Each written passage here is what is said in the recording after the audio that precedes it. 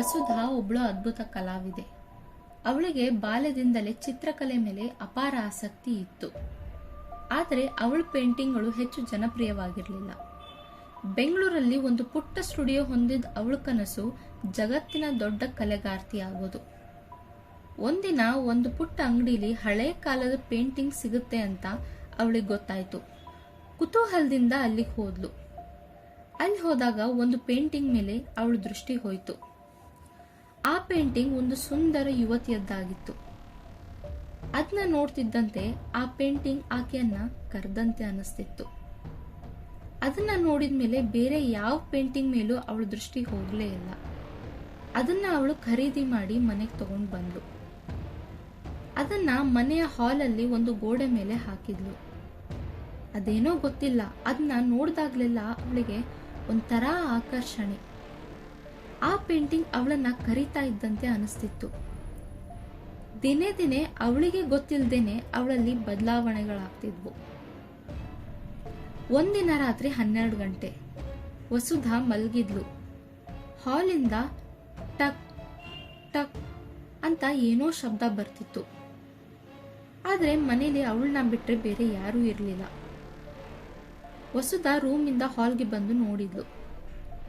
ಆ ಚಿತ್ರದಲ್ಲಿದ್ದ ಯುವತಿಯ ಮುಖ ನಗುವಂತೆ ಬದಲಾಗಿತ್ತು. ಆದ್ರೆ ದಿನೇ ದಿನೇ ಕಳೆದಂತೆ ಆ ಪೇಂಟಿಂಗ್ ನಲ್ಲಿದ್ದ ಸುಂದರ ಯುವತಿಯ ಮುಖ ನಿಗೂಢವಾಗಿ ಚೇಂಜ್ ಆಗ್ತಾ ಹೋಯಿತು.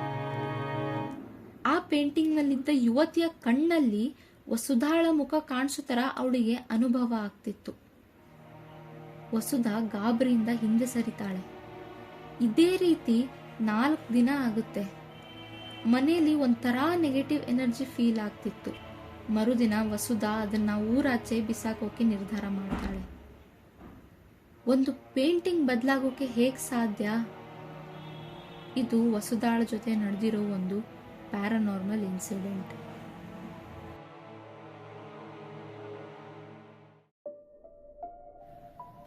ಅದು 2009. ರಾಜೇಶ್ ಮತ್ತು ಅವನ ಹೆಂಡತಿ ಆಗ್ತಾನೆ ಮದುವೆ ಆಗಿ 1 ತಿಂಗಳಾಗಿತ್ತು. ಹೊಸ ಜೋಡಿ ಅಂದ್ಮೇಲೆ ಹೊರಗಡೆ ಸುತ್ತಾಡೋದು ಎಲ್ಲ ಇದ್ದೇ ಇರುತ್ತೆ. ಒಂದಿನ ಸಂಡೇ ರಾಜೇಶ್ ಹೆಂಡತಿ ಜೊತೆ ಬೈಕ್ ರೈಡ್ ಅಂತ ಊರಾಚೆ ತುಂಬಾನೇ ದೂರ ಇರೋ ವಾಟರ್ ಫಾಲ್ಸ್ಗೆ ಕರ್ಕೊಂಡು ಹೋಗ್ತಾನೆ. ಫುಲ್ ಡೇ ಹೇಗೆ ಹೋಗುತ್ತೋ ಅಂತ ಗೊತ್ತೇ ಆಗಲ್ಲ. ನೋಡ್ತಾ ನೋಡ್ತಾ ಸಂಜೆ 6:30 ಆಯ್ತು. ಸರಿ, ಇನ್ನೇನ್ ಲೇಟ್ ಆಯ್ತು, ಮನೆಗೆ ಹೊರಡೋಣ ಅಂತ ರಾಜೇಶ್ ಹೆಂಡತಿ ಹೇಳ್ತಾಳೆ. ಇಬ್ರು ಬೈಕ್ ಹತ್ತಿ ಸ್ವಲ್ಪ ದೂರ ಬರ್ತಾರೆ. ಊರಾಚೆ ಕಾಡಿನ ತರ ವಾತಾವರಣ, ತಂಪಾದ ಗಾಳಿ, ಫುಲ್ ಕತ್ಲು ಬೇರೆ. ದೂರದಿಂದ ಯಾರೋ ಒಬ್ಳು ಹುಡುಗಿ ಜೋರಾಗಿ ಕೆಟ್ಟದಾಗಿ ಅಳೋ ಸೌಂಡು. ರಾಜೇಶ್ ಸಡನ್ ಆಗಿ ಬೈಕ್ ನಿಲ್ಲಿಸ್ತಾನೆ. ತಕ್ಷಣ ಇನ್ನೂ ಜೋರಾಗಿ ಅಳೋ ಸೌಂಡ್ ಕೇಳಿಬರುತ್ತೆ. ಅವನ ಹೆಂಡತಿಗೆ ಭಯ ಆಗಿ ಇಲ್ಲಿಂದ ಬೇಗ ಹೋಗೋಣ, ಇಷ್ಟು ಕತ್ಲು, ರಾತ್ರಿ ಆಗಿದೆ, ನಾವಿಲ್ಲಿ ಇರೋದು ಸರಿ ಇಲ್ಲ, ಬೇಗ ಹೋಗೋಣ ಅಂತ ಹೇಳ್ತಾಳೆ. ಸರಿ ಅಂತ ಮತ್ತೆ ಬೈಕ್ ಸ್ಟಾರ್ಟ್ ಮಾಡಿ ಹೊರಡ್ತಾರೆ. ಸ್ವಲ್ಪ ದೂರ ಹೋಗ್ತಿದ್ದಂತೆ ಮತ್ತೆ ಯಾರೋ ಅವ್ರನ್ನ ಫಾಲೋ ಮಾಡೋ ತರ ಅನ್ಸುತ್ತೆ. ಹಿಂದೆ ತಿರುಗಿ ನೋಡ್ತಾರೆ, ಯಾರೂ ಇರಲ್ಲ. ಅವ್ರ ಹಿಂದೆ ತಿರುಗಿ ಮುಂದೆ ನೋಡೋ ಅಷ್ಟರಲ್ಲಿ ರೋಡ್ ಲೆಫ್ಟ್ ಸೈಡ್ ಒಬ್ಬ ಹುಡುಗಿ ಕಾಣಿಸ್ಕೊಳ್ತಾಳೆ. ಇಷ್ಟೊತ್ತು ಯಾರು ಇಲ್ದಿರೋ ಜಾಗದಲ್ಲಿ ಸಡನ್ ಆಗಿ ಆ ಹುಡುಗಿ ಹೇಗ್ ಬಂದ್ಲು? ಅವರಿಬ್ಬರಿಗೆ ಇದೆಲ್ಲ ಸ್ಟ್ರೇಂಜ್ ಅನ್ಸಿ ಆ ಹುಡುಗಿ ಮುಂದೆ ಹೋಗುವಾಗ ಹಿಂದೆಯಿಂದ ವಿಡಿಯೋ ಮಾಡ್ಕೊಳ್ತಾರೆ. ಅವಳ ದೇಹ ನೋಡೋಕೆ ಚಿಕ್ಕ ಮಗು ಹಾಗೆ ಕಾಣಿಸ್ತಾ ಇತ್ತು.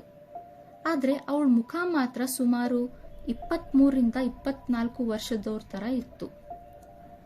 ಗಾಬರಿಯಿಂದ ಎಷ್ಟು ಸ್ಪೀಡ್ ಆಗುತ್ತೋ ಅಷ್ಟು ಸ್ಪೀಡ್ ಬೈಕ್ ಓಡಿಸಿ ರಾಜೇಶ್ ಮತ್ತು ಅವನ ಹೆಂಡತಿ ಮನೆ ಸೇರ್ಕೊಳ್ತಾರೆ. ರಾತ್ರಿ ಎಲ್ಲ ಇದೇ ಯೋಚನೆಯಲ್ಲಿ ಇಬ್ಬರಿಗೂ ನಿದ್ದೆನೆ ಬರಲ್ಲ. ಮರುದಿನ ಬೆಳಿಗ್ಗೆ ರೆಕಾರ್ಡ್ ಮಾಡ್ಕೊಂಡಿರ್ತಾರಲ್ಲ ಆ ವಿಡಿಯೋನ ನೋಡ್ತಾರೆ. ಆದ್ರೆ ಆ ವಿಡಿಯೋದಲ್ಲಿ ಖಾಲಿ ರೋಡ್ ಬಿಟ್ರೆ ಯಾರೂ ಇರಲ್ಲ. ಒಬ್ರಲ್ಲ, ಇಬ್ರೂ ರಾತ್ರಿ ಆ ಹುಡುಗಿನ ನೋಡಿ ವಿಡಿಯೋ ಮಾಡ್ಕೊಂಡಿರ್ತಾರೆ. ಬೆಳಿಗ್ಗೆ ಆ ವಿಡಿಯೋದಲ್ಲಿ ಯಾರೂ ಇರಲ್ಲ. ಖಂಡಿತ ಇದೊಂದು ಪ್ಯಾರಾನಾರ್ಮಲ್ ಇನ್ಸಿಡೆಂಟೇ ಆಗಿತ್ತು.